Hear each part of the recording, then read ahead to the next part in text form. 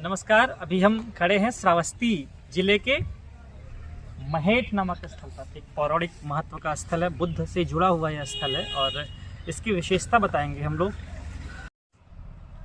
ये जो महेट स्थल रहा है ये बुद्ध काल से जुड़ा हुआ स्थल तो जरूरी रहा है, साथ ही गुप्त काल और कुषाण वंश से भी जुड़े हुए अवशेष यहाँ प्राप्त हुए हैं। यहाँ की दीवारें, यहाँ की खूबसूरती इस चीज़ को चीख चीख कर कह रही है, पूरे इतिहास को उकेर रही है। अभी सामने जहाँ हम खड़े हुए हैं उसी के सामने एक और महल है, उसका नाम है अंगुलमाल गुफा।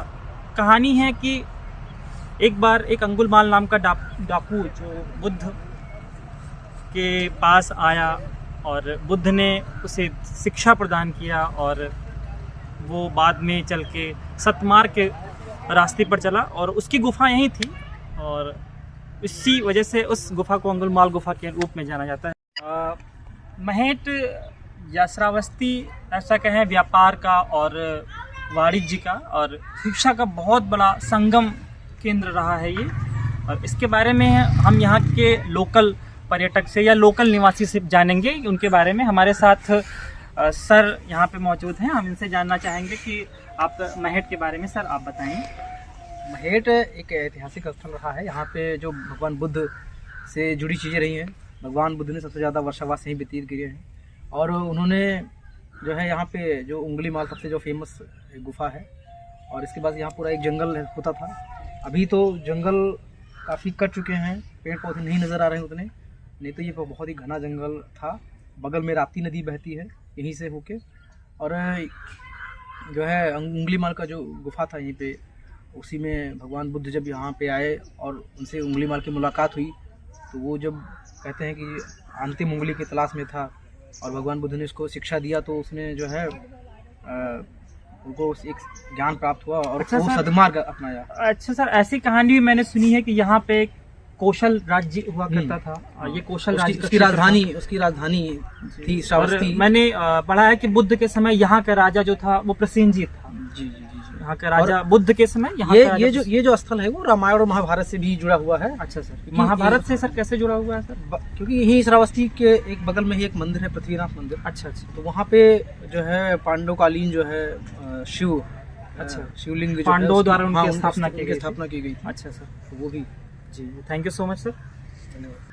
अभी हम बिल्कुल करीब खड़े हैं और इस महेट के और हम इन ईंटों को देख रहे हैं। ये ईंटें बाद में सुधारी गई हैं, परिष्कृत की गई हैं, लेकिन इन ईंटों की लंबाई और चौड़ाई आप देख सकते हैं। मैं इनको छूना नहीं चाहता, इनको डिस्टर्ब नहीं करना चाहता, लेकिन इन ईंटों की चौड़ाई लंबाई देखिए कितनी बढ़िया तरीके से आप देख सकते हैं। देखिए इनकी चौड़ाई लंबाई कैसी थी, लंबे चौड़े हुआ करते थे उस समय की ईंटें। इन्हें बाद में जरूर परिष्कृत किया गया है लेकिन ये पहले से ही थे। इन्हें काट के और सुंदर बनाया गया है ताकि पर्यटक लोग और आकर्षित हों, आएँ और यहाँ का लुत्फ उठा सकें और अपने इतिहास के बारे में जान सकें, इतिहास के महत्व के बारे में जान सकें और अपने ऐतिहासिक पुरुषों महापुरुषों के बारे में जान सकें।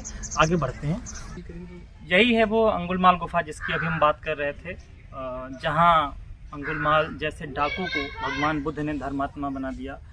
सत्य के मार्ग पर चलने की प्रेरणा उसे यही मिली, यही है उसकी गुफा। हालांकि इसके अंदर जाना पूरी तरह से प्रतिबंधित है, इसको चारों तरफ दीवारों से घेर रखा गया है क्योंकि इसके अंदर जो एक भूल भुलैया टाइप का बना हुआ है जो अंदर खतरा हो सकता है किसी के लिए, इसलिए इसको बाहर से बंद कर दिया गया। हम बाहर से ही देख सकते हैं केवल इस खूबसूरत दृश्य को, बहुत ही सुंदर दृश्य और पूरी तरह से अलंकृत सुंदर ईंटों से बना हुआ यह दृश्य है जो हमारे पौराणिक महत्व को दर्शाता है और हमारे श्रावस्ती की महत्ता को उजागर करता है।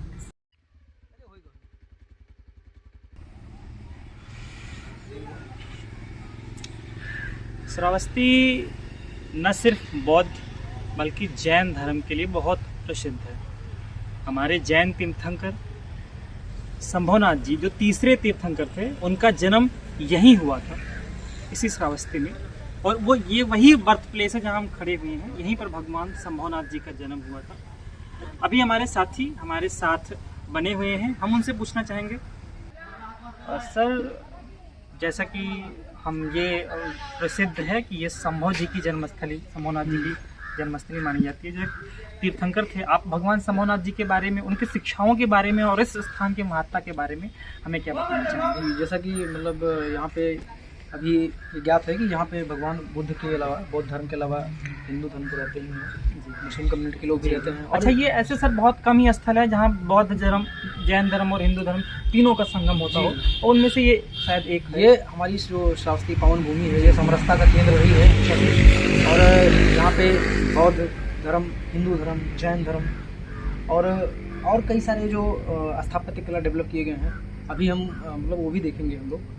तो यहाँ पे जो संभवनाथ जी का जन्म, बर्थ प्लेस पे ही हम लोग खड़े हुए हैं, और उनका भी जो उनकी शिक्षाएं थी वो मतलब अहिंसा के खिलाफ, या उन्होंने जो शिक्षाएं दी सत्य के लिए, तो उनकी जो शिक्षाएं थी आज भी श्रावस्ती के जनपद वासी इससे बहुत ही लाभान्वित हो रहे हैं। और ये देश, श्रावस्ती जनपद ही नहीं, हम पूरा देश इससे लाभान्वित हो रहे हैं। बहुत अच्छी शिक्षाएं थी उनकी।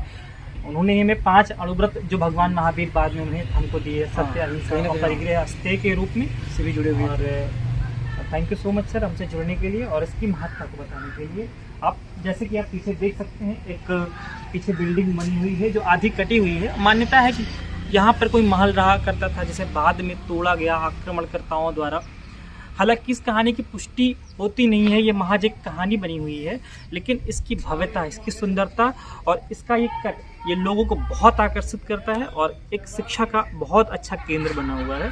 और मैं पुनः दोहराता हूँ कि आप श्रावस्ती आइए, विजिट कीजिए, और इस अद्भुत संगम, जो शिक्षा, ज्ञान और सौंदर्य का जो एक अद्भुत सा संगम है हमारा प्लेस, आइए विजिट कीजिए यहाँ पे और देखिए श्रावस्ती के बारे में। हम आगे बढ़ेंगे, देखेंगे यहाँ की कलाकृतियों के बारे में, यहाँ के बनावटों के बारे में, और यहाँ जो स्थापत्य कला जिसे बाद में और सुंदर किया गया उसके बारे में।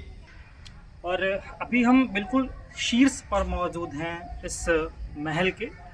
आप देख सकते हैं कि ये आधे से कटा हुआ महल है, और मैंने इसके बारे में पहले बताया कि अलग अलग मान्यताएं हैं, लेकिन जैसी भी मान्यताएं हमारी धरोहर है, और इसको रोकने के लिए हमारे पुरातत्व विभाग ने कई प्रकार के उपाय किए हैं। जैसे इसको लोहे द्वारा रोका गया है, लोहे के एंगल लगा के इसको रोका गया है, और जो हमारी विरासत को, हमारी संस्कृति को संरक्षित करते हैं।